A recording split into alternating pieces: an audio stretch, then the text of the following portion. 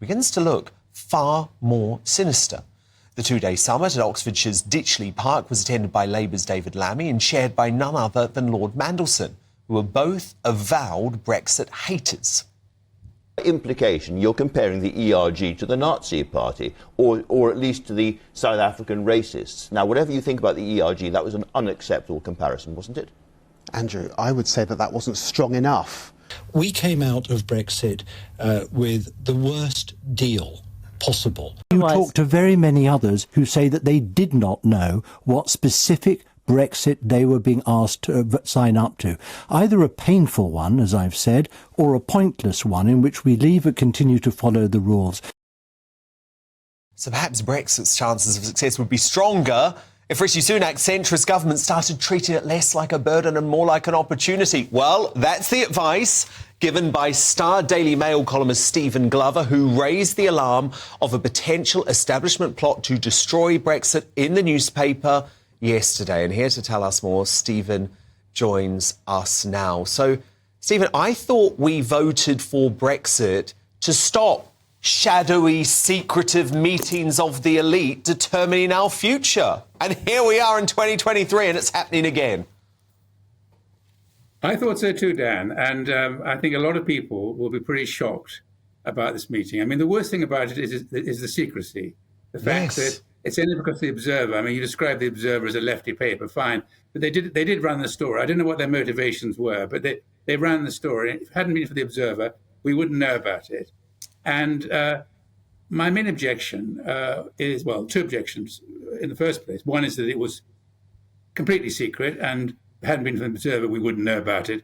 And secondly, although there were some Brexiteers or supposed Brexiteers there, it appears to have been dominated by Remainers or Ramonas, and as you say, chaired by the arch Ramona, Lord Mandelson. I mean, who is the Ramona of all Ramonas?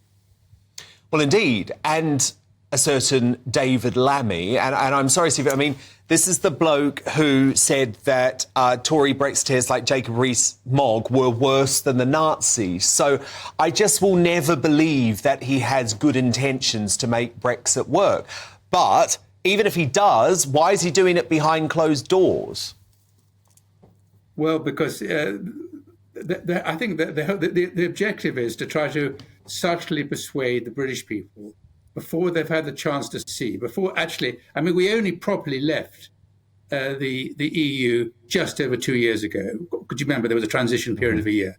So, I mean, in that time, we've had COVID, we've had the horror of the pandemic, we've had the energy crisis, and to disentangle any effect which Brexit may have had from those, in my view, much worse calamities is frankly impossible. But the story, the narrative which is being developed so soon is that Brexit hasn't succeeded, and that is what Lammy and that is what Mandelson, that is what they're all doing, and what they want to do is to get the Brexiteers, the useful idiots, if you like, who were there, to kind of half agree with them.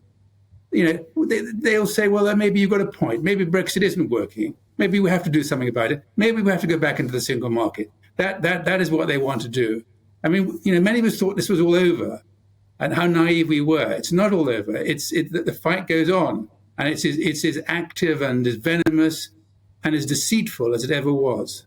Well, of course. I mean, we have a chancellor now who seemed to be imposed on us, who is having conversations, again, behind closed doors with officials about some sort of Swiss-style arrangement that would tie us to the EU forevermore. So the fight isn't even close to over.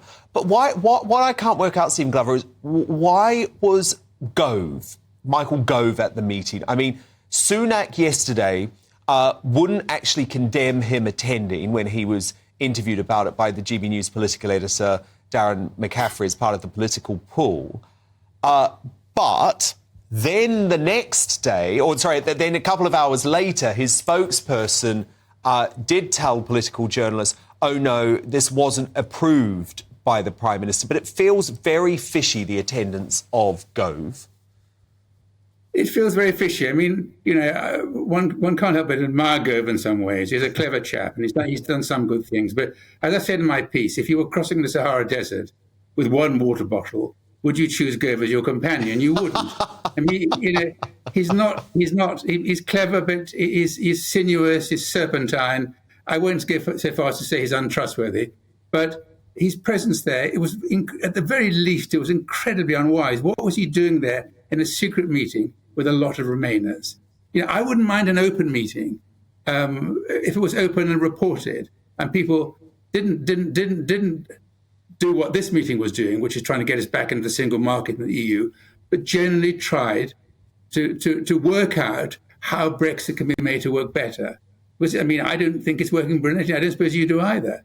No, absolutely not. But what I want to see is certainly not behind closed doors meeting. What I want to see is our Prime Minister Rishi Sunak, who, look, let's give him credit for the fact he did actually vote for Brexit. He was a relatively low-profile politician at the time. And look, he can claim to be an original Brexiteer. But why yesterday, when he was asked about this, did he not say, absolutely, we should not be having closed doors meetings about trying to take us or tie us to closer ties to the EU? There was just no passion there. I just struggle to believe that he genuinely believes in the benefits that can be gained from Brexit. Well, I'm afraid I do too. And what evidence is there in the government policy? I mean, in April, we are supposed to have an increase in corporation tax from 19% to 25%, which is more than a third. That's an incredible increase. We're no other EU country. No EU country is doing that. No country in the world that I know of, no major economy, but we're doing that. And how can you make Brexit work if you yank up taxes to that extent when other countries are actually bringing down corporation tax? And a few days ago, AstraZeneca announced that they were building a new plant in Ireland rather than the UK because of that, for the very, very reason. And we need some sign from Rishi Sunak that he actually believes in Brexit. But at the moment, the government's policies seem to be working in the other direction, particularly the increase in corporation tax.